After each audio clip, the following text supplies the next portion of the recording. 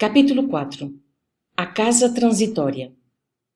Depois de viagem normal, através dos caminhos comuns, alcançamos nevoenta região, onde a asfixiante tristeza parecia imperar incessantemente. De outras vezes, eu já atravessara sítios semelhantes, gastando apenas alguns minutos. Agora, porém, era compelido à longa marcha em sentido horizontal.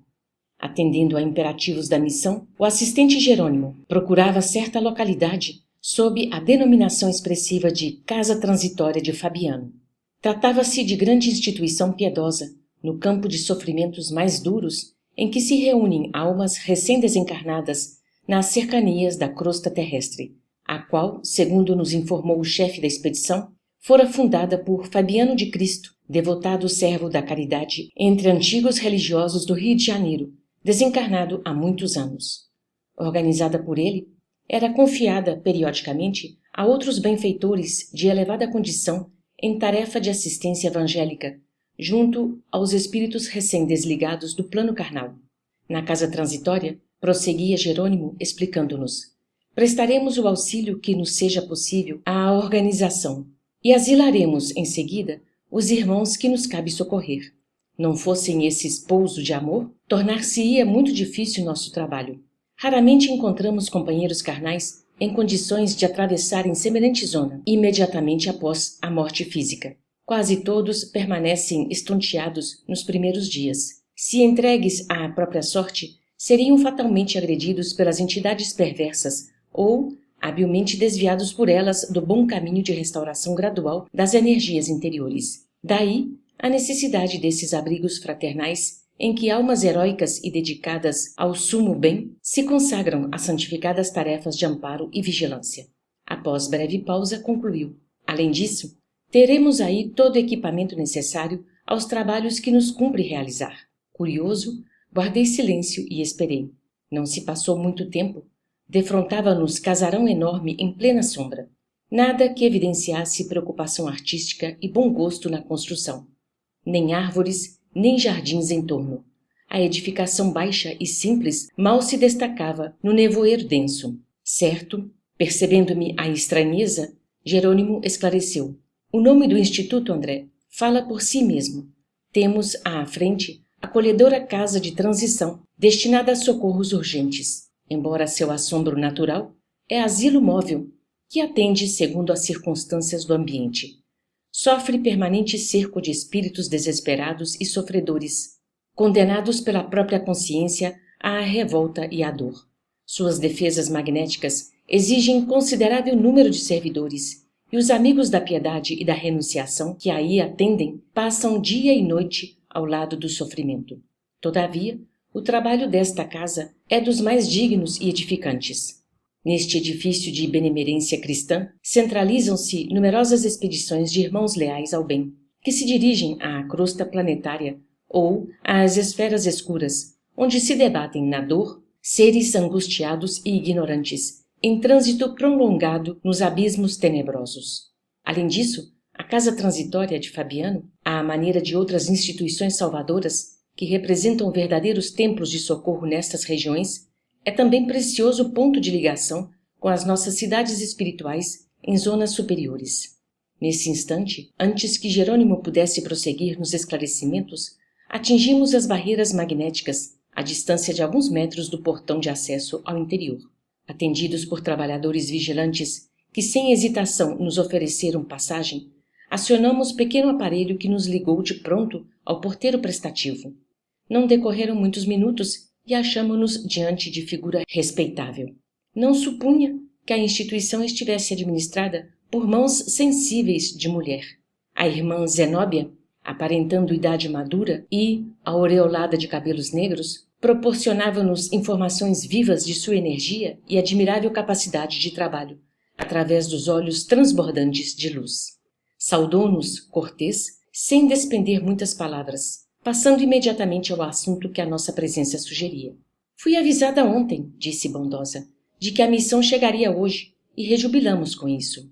Ao seu dispor, explicou-se Jerônimo com gentileza. Este abrigo de amor e paz cooperará conosco, asilando-nos alguns tutelados convalescentes e, por nossa vez, desejamos ser úteis à casa de algum modo.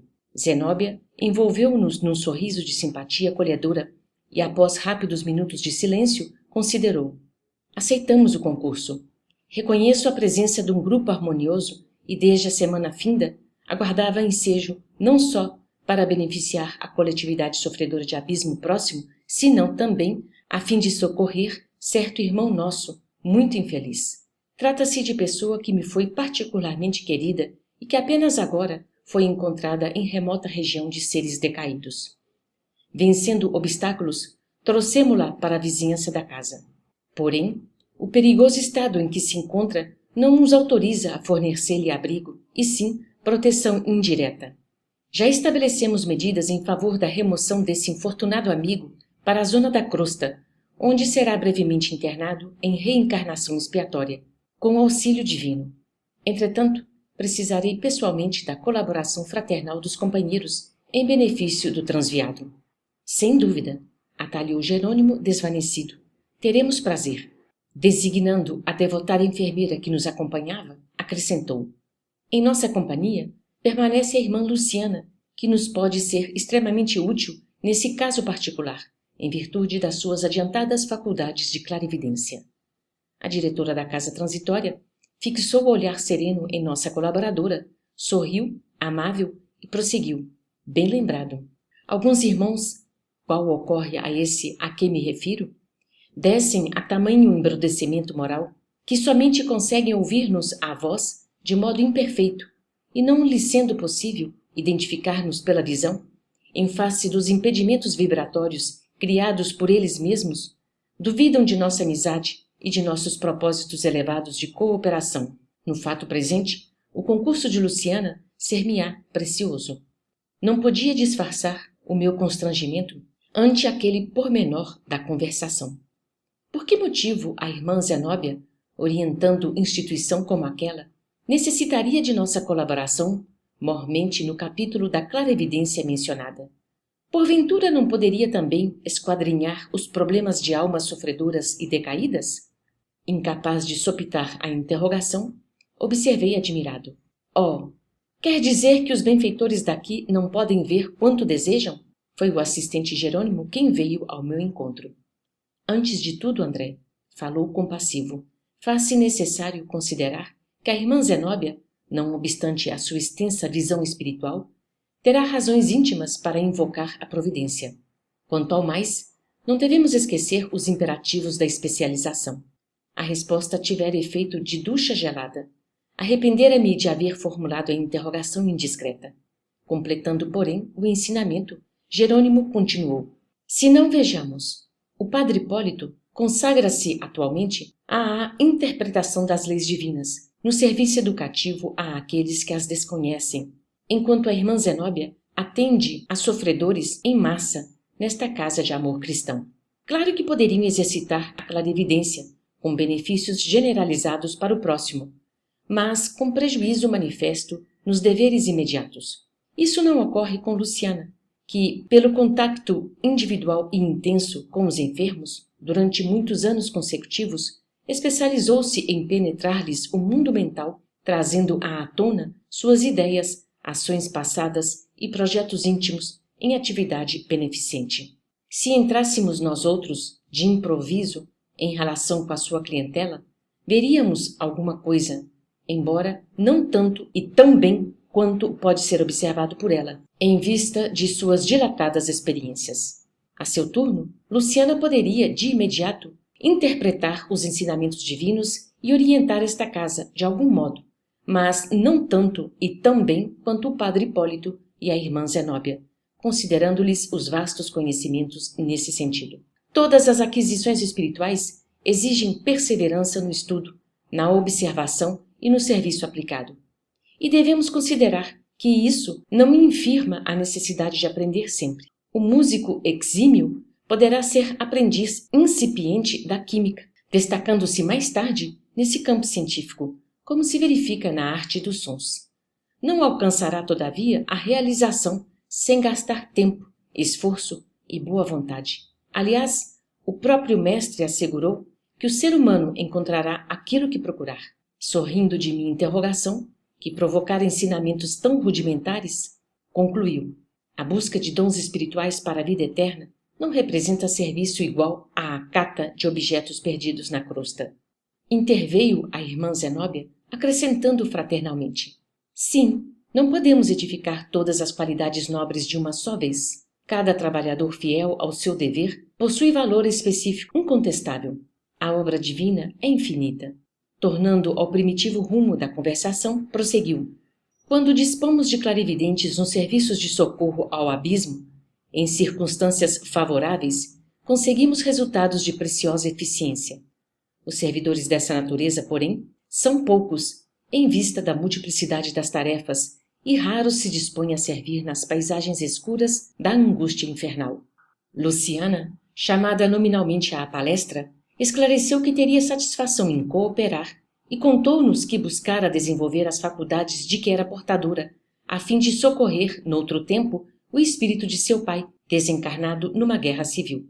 Tivera ele preponderância no movimento de insurreição pública e permanecia nas esferas inferiores, alucinado pelas paixões políticas. Depois de paciente auxílio, reajustara emoções, obtendo possibilidades de reencarnar em grande cidade brasileira, para onde ela mesma, Luciana, seguiria também, logo pudesse o genitor do pretérito organizar novo lar, restabelecendo-se a aliança de carinho e de amor, segundo o projeto por ambos estabelecido.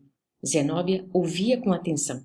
Percebendo talvez que a palestra tendia para o campo do personalismo direto, em minutos para os quais provavelmente a diretora da casa teria outros compromissos, Jerônimo interferiu na conversação e dirigiu-se a ela atencioso. Estamos satisfeitos, irmã, pela perspectiva de algum concurso amigo ao seu lado. Compreendemos a grandeza de sua missão nobilitante e, se vamos depender tanto de seu generoso amparo nesta casa, constitui-nos obrigação cooperar com a irmã nos trabalhos em que nossa humilde colaboração possa ser útil. Seguiremos amanhã para a zona carnal. Entretanto, logo que nos seja possível trazer para sua companhia o primeiro irmão libertado, André e eu permaneceremos em trânsito entre a crosta e este abençoado asilo, enquanto Hipólito e Luciana se demorarão aqui, velando pelos convalescentes e colaborando junto da irmã nas tarefas imediatas. Alegra-me sobremaneira a expectativa, falou a diretora, evidentemente satisfeita. Nesse instante, invisível campainha ressoou estridente, com estranha entonação.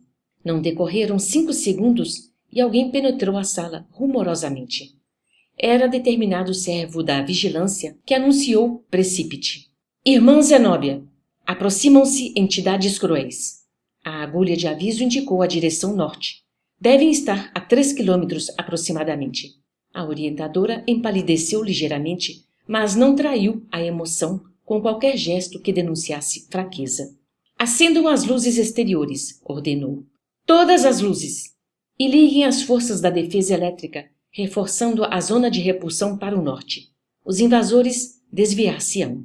Retirou-se apressadamente o emissário, enquanto o pesado silêncio abatia-se sobre nós. Luciana fizera-se lívida. Jerônimo e Zenóbia demonstravam, através do olhar, asfixiante preocupação. Registrar-se-iam fatos que eu ignorava? Será que espíritos reconhecidamente maus também organizavam expedições semelhantes às que realizávamos para o bem? Que espécie de entidades seriam aquelas para infundirem tamanha preocupação nos dirigentes esclarecidos e virtuosos de nossos trabalhos e tão grande terror nos subordinados daquela casa de amor cristão? Impressionara-me a expressão facial de dor e incerteza do servidor que trouxera a notícia. Seriam tantos os malfeitores das sombras para justificar semelhante pavor? Senti o raciocínio extremamente reduzido para comportar a imensidade das interrogações que me afloravam à mente. Através de minúscula abertura, notei que enormes holofotes se acendiam de súbito no exterior, como as luzes de grande navio assaltado por nevoeiro denso em zona perigosa. Ruídos característicos faziam-se sentir à nossa audição, informando-nos que aparelhos elétricos haviam sido postos em funcionamento. É lamentável, exclamou Zenóbia, com a manifesta intenção de restaurar-nos a tranquilidade, que tantas inteligências humanas, desviadas do bem e votadas ao crime, se consagrem aqui ao prosseguimento de atividades ruinosas e destruidoras. Nenhum de nós ousou dizer qualquer palavra. A diretora, porém, esforçando-se por sorrir, continuou. A tragédia bíblica da queda dos anjos luminosos em abismos de trevas repete-se todos os dias sem que o percebamos em sentido direto. Quantos gênios da filosofia e da ciência dedicados à opressão e à tirania! Quantas almas de profundo valor intelectual se precipitam no despenhadeiro de forças cegas e fatais. Lançados ao precipício pelo desvio voluntário, esses infelizes raramente se penitenciam e tentam recuo benéfico. Na maioria das vezes, dentro da terrível insatisfação do egoísmo e da vaidade, insurgem-se contra o próprio Criador, aviltando-se na guerra prolongada às suas divinas obras. Agrupam-se em sombrias e devastadoras legiões, operando movimentos perturbadores que desafiam a mais astuta imaginação humana e confirmam as velhas descrições mitológicas do inferno. Observando-me possivelmente a angústia íntima em face de suas considerações, irmã Zenóbia acrescentou: chegará, porém, o dia da transformação dos gênios perversos desencarnados em espíritos lucificados pelo bem divino. Todo mal, ainda que perdure milênios, é transitório. Achamo-nos apenas em luta pela vitória imortal de Deus contra a inferioridade do eu em nossas vidas. Toda expressão de ignorância é fictícia, somente a sabedoria é eterna. Por minha vez, gostaria de formular várias indagações, porém, a expectativa fizera-se mais pesada. Alguns séculos, prosseguiu a diretora, de reencarnações terrestres constituem tempo escasso para reeducar inteligências pervertidas no crime. É por isso que os trabalhos retificadores continuam vivos além da morte do corpo físico, obrigando os servos da verdade e do bem a suportar os irmãos menos felizes até que se arrependam e se convertam. Indefiníveis ruídos alcançaram-nos o ouvido, e Zenóbia, pálida, calou-se igualmente. Em poucos segundos, tornaram-se mais nítidos. Eram gritos aterradores, como se a curta distância devêssemos afrontar hordas de enraivecidos animais ferozes. Entre nós, Luciana parecia a mais atemorizada. Torcia nervosamente as mãos, até que, não lhe sendo possível suportar por mais tempo a inquietação, dirigiu-se à diretora da casa, suplicando: Irmã, não será conveniente endereçarmos fervorosa rogativa a Deus? Conheço os monstros. Tentaram muita vez arrebatar meu pai do sítio a que se recolhera. Zenóbia sorriu com benevolência e respondeu: já fiz meus atos devocionais de hoje, preparando-me para as ações eventuais do trabalho no decurso do dia. Aliás, minha amiga, nossa ansiosa expectativa em si mesma vale por súplica ardente. Decidamos, pois, qualquer problema a sobrevir com resolução e confiança em nosso Pai e em nós próprios. A esse tempo, tornara-se enorme o vozerio. Pus-me, assombrado, a identificar rugidos estridentes de leões e panteras, casados a uivos de cães, silvos de serpentes e guinchos de macacos. Em dado momento, ouvimos explosões ensurdecedoras. Quase no mesmo instante, certo auxiliar penetrou o recinto e comunicou: atacam-nos com petardos magnéticos. A diretora resoluta ouviu, serena, e determinou: emitam raios de choque fulminante, assestando baterias.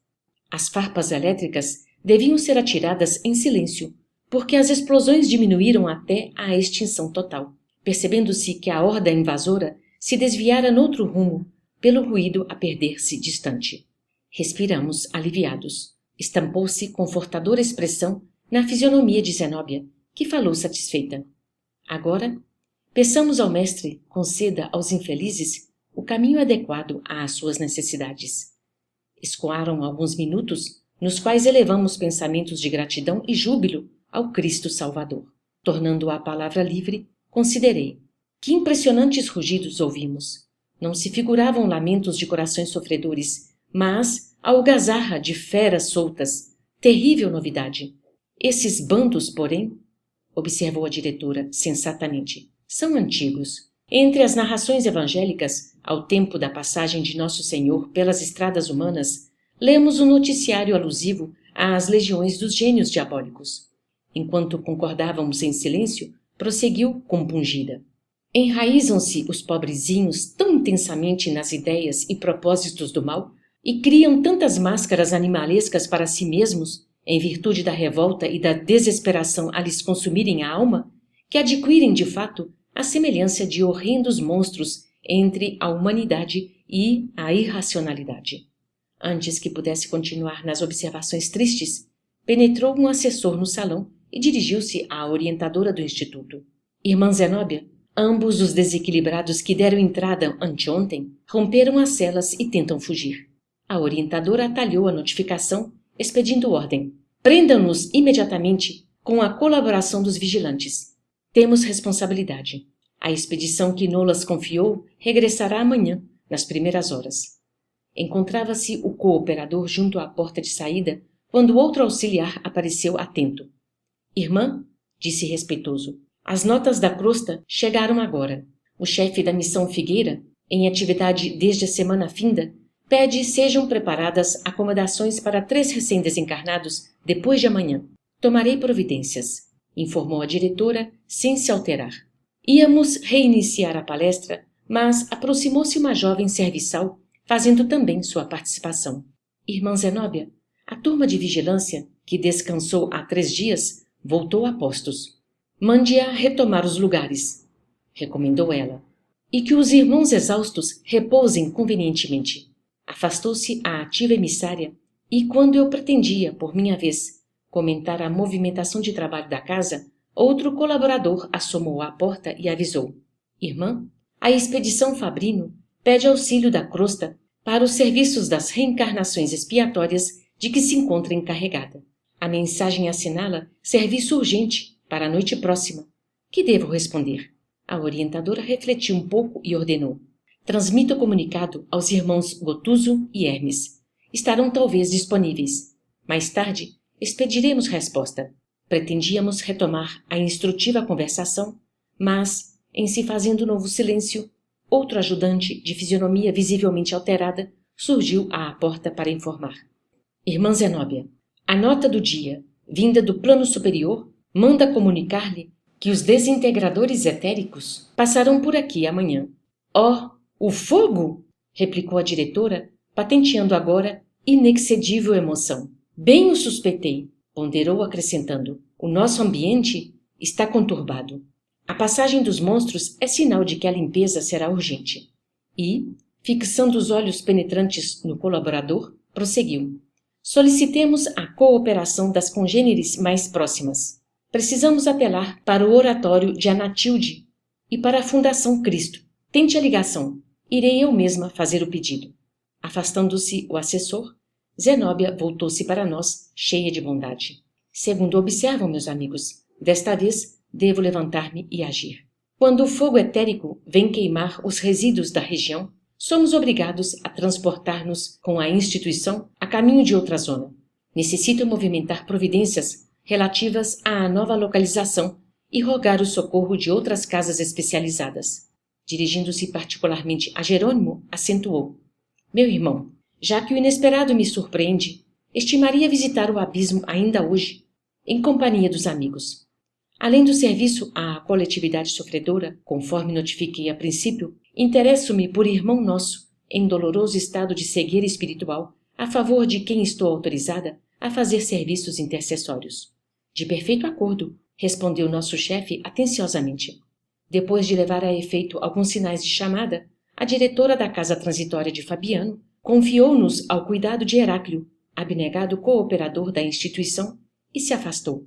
Fomos então convidados pelo novo amigo a visitar o interior e, em breve, apresentavam-nos extensos dormitórios e estreitos cubículos em que se localizavam doentes e necessitados de vários matizes. Atravessamos igualmente compridas salas de estudo e complicados laboratórios, notando-se que ali todo o espaço era rigorosamente aproveitado. Em certo ponto da conversação, o delicado companheiro que nos acolhia, percebendo a curiosidade com que examinávamos a parte interna do edifício, erguido à base de substância singularmente leve, esclareceu. É tipo de construção para movimento aéreo. Muda-se sem maiores dificuldades de uma região para outra, atendendo às circunstâncias.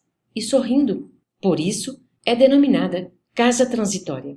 Em breves minutos, o assistente Jerônimo era chamado nominalmente pela irmã Zenóbia para entendimento particular.